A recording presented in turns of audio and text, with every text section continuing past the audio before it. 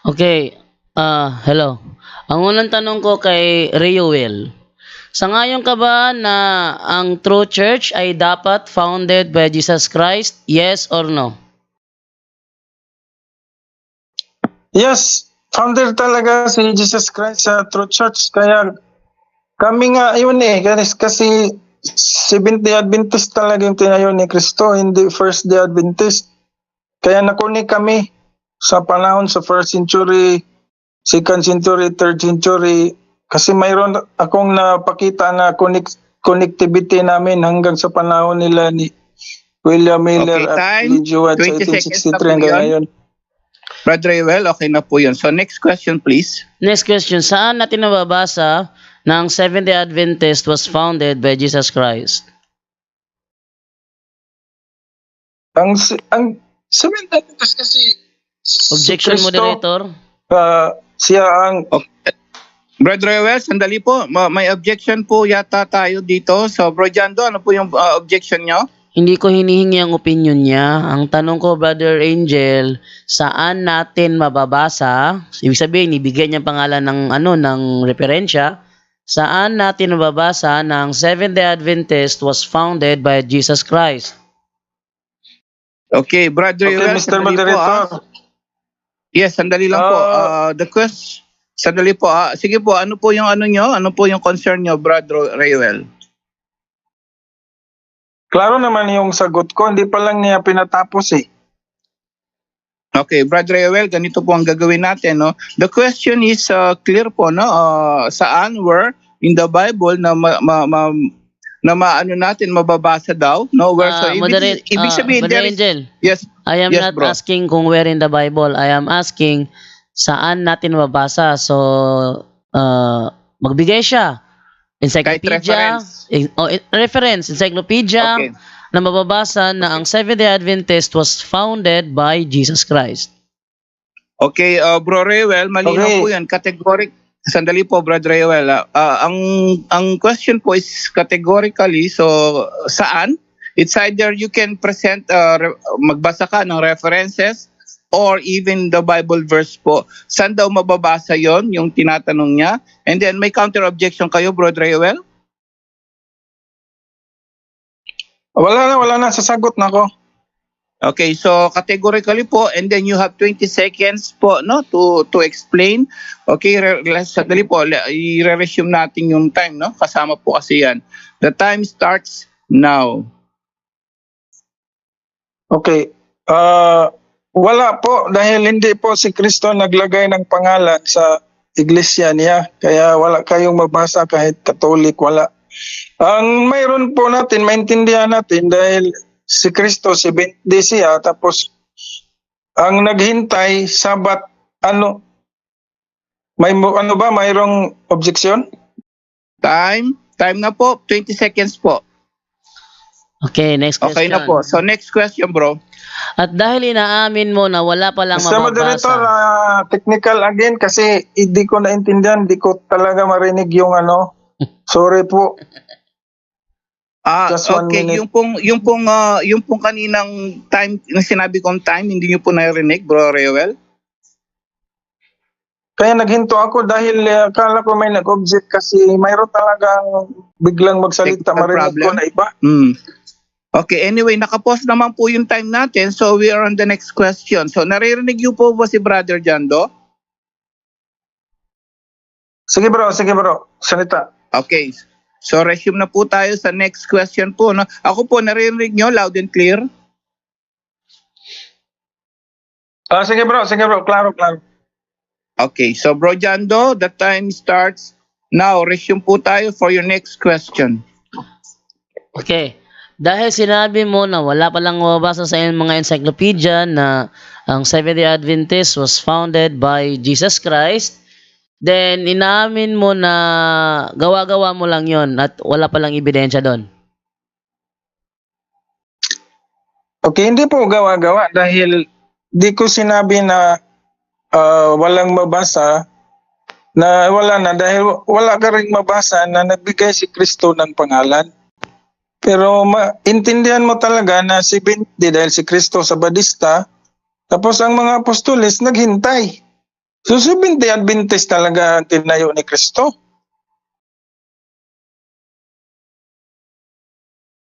Next question po. Okay, next question. Sangayon ka ba sa sinasabi ng programang ng SDA program na pag-aralan natin with Johnson Amican na before 1863 wala pang Seventh-day Adventist o tutol ka sa kanya? Okay. Wala pa ang mga property. Objection, Kasi, moderator. ano yan persecuted. Sandali po, Brother Reuel, meron po tayong objections. Yes, Bro Jando, ano po yung objection nyo? Wala akong tinatanong about sa property. Ang tanong ko sa kanya, sang-ayon ba siya sa sinabi sa isang SDA program na pag-aralan natin, ministry, na si Johnson Amican, sinabi niya, before 1863, wala pang Seventh-day Adventist Church. Totoo ba yon o tutol siya doon? Yun ang tanong ko, totoo ba yon o tutol siya doon? Okay, Bro Reuel, Okay. may malinaw na ano po, no? May pagpipilian, sang-ayon ka ba o tutol ka doon sa sinabi ng taga-SDA? Sang-ayon o tapos po kung sang-ayon, please explain. Pag tutol, please explain, but you need to answer categorically muna yung first answer. Sang-ayon po Sige ako, pero hindi yung ibig sabihin niya, yung registrado na SDA as a corporation. Kasi 1863 pa na-register pero exist na sila, not registered. Next question. Okay, next question. Ayon sa history of the Seventh-day Adventist Church na before ng Seventh-day Adventist lumabas, ang Adventism ni William Miller ay Sunday observance. Sangayon ka ba dyan o tutol ka? Sang-ayon ako na si William Miller ay Sabbath keeper. Objection, Pero moderator. tulad ni Nebuchadnezzar, Sandali po, Brother hindi naman si Reuel. Nebuchadnezzar Israelite, Brother Reuel. ginamit pa rin siya ng Panginoon. Bro Reuel, sandali po, in-stop ko muna yung time, pinos ko muna. Mayroon pong objection uli si Bro Jando. Yes, Bro Jando, ano pong yung objection niya? Wala akong sinabi na si William Miller ay Sabbath keeper. Ang sabi ko, ayon sa History of Seventh-day Adventist, pages 8 to 9, na si William Miller, na kanilang pinanggalingan is Sunday observer. Sangayon ba siya rito sa History of the Seventh-day Adventist na si William Miller ay Sunday observer o tutol siya rito? Okay, Bro Reuel, dalawa, may pagpipilian uli sa question niya. Sang-ayon ka ba? Objection, o tutol? objection. Sige po, Bro Reuel, ano yung objection niyo? Debatable kasi yan. Galing kami ni William Miller. Kaya not answerable to me. Okay, so we can proceed to the next question. Tama po ba? Yes, next question. Kasi explanation lang, no? It's not objection. Mayroon na kasing mga yung mga Invisible Remnant Church doon sa 1260 na nag-join doon. At saka hindi lang doon ang nag-join ang mga Remnant Church, pati yung mga Catholic, mga Muslim, mga ibang sikta. Mabasa yan sa The Great Disappointment na kuana sa Google. So, noong nag-preaching si William Miller, si Ellen G. White, yung mga ibang mga tao, galing ni William Miller yun, pati yung mga Adventist na mga naging visible. So, nung na sila, gusto na sila magpurma, kinuha nila si Ellen G. White. Kaya na-convert si Ellen G. White doon, naging Adventist, kasi hindi naman yan Adventist si Ellen G. White noon. Okay po, okay na po Yun yung brother, ko explanation na hindi ko sasagot niya na galing kami doon ni William Miller. Okay po, clear na po, no? So, loud and clear na po yun. So, yes, let's proceed to the next question daw po, Bro Jando. The time starts now. Sabi mo, hindi kayo galing kay William Miller. Ang sa inyong Alpha and Omega, Volume 8, sa Article 7, The Adventist, ang sabi dito, they follow the Reformation tradition and see themselves as continuators of the Millerite heritage. Sabi mo, hindi kayo galing kay William Miller. Bakit sinasabi ng inyong Alpha and Omega Volume 8 na kayo ay continuators of the Millerite heritage? Okay. Sagot. Nasabi kasi nila yan na continuator kami kasi sa Revelation 10 verse 8 to 10 na noong hindi natuloy ang preaching ni William Miller na darating si Kristo, pagbasahin mo sa 11, ang sabi kasi doon, preach this prophecy again to all nation kings. Time. Kaya kami Time na yung po. nag-contuitor. Brother Joel, next question please. Ano ba talaga ang totoo? Sabi mo hindi kayo galing kay William Miller o ang sabi ng Alpha and Omega nyo na galing kayo kay William Miller? Sino sa dalawa nagsasabi ng totoo? Ikaw o ang Alpha and Omega nyo? Hindi kami nanggaling ni William Miller. Sinabi lang dyan na continuator kami ni William Miller dahil nga ulitin ko yung sagot kasi ulit yung tanong mo dahil yung Revelation 10 verse 11 ang sabi doon pagkapalpak sa hula ni William Miller sabi doon preach again this prophecy to all nation kings. Revelation Time. 10 verse 11. Time na po. 20 seconds na po, okay po. So next question, Bro Jando. Paano kayo naging continuator kung hindi kayo dun galing? Kinaging continuator nga kami dito sa 11 dahil kung tingnan mo ang sa Revelation 10 verse 8 to 11 yung 8 to 10 yun ang prediction na hindi natuloy ang ni William Miller pero ang 11 sabi doon ituloy ninyo ang pangangaral sa mga hula na sa basahing ito, basa Revelation 10 verse 11. Kaya kami yung nagpatuloy, kaya continuator ang tawag sa Time amin. na po, time, Brother Joel. Okay, you have 1 minute more, Bro Jando. Next question, 1 minute na lang. Oh, 1 minute na lang. Okay, meron pala 1 minute. Okay. Ang next question ko naman is kung kayo ang tunay na iglesia, ano ang ginawa ninyo para maging libro ang Biblia? Okay. Kami ang nagawa sa Biblia dahil yan si Athanasius. Sabadista yan eh. Sabadista yan bago nag-convert ang Roman Empire sa Sunday ni Constantino. Ano na si Athanasius? Sabadista pa. Time, 20 seconds na po. Okay, next question, 10 seconds na lang. Okay. Dahil sabi mo meron kayong ginawa, ano nga ang ginawa ninyo para maging libro ang Biblia? Tapos Okay. na po. Ayan. So, yan, no? Maraming salamat po sa Yung maganda yung topic natin sunod Biblia kung sinong gumawa niya. Ayan po, nasaksihan po ninyo ang nangyaring talakayan sa pagitan ko at saka ni Roel Celebran. No? So, based sa claim niya rito na si Athanasius daw ay Sabadista. Totoo ba na si Athanasius ay Sabadista?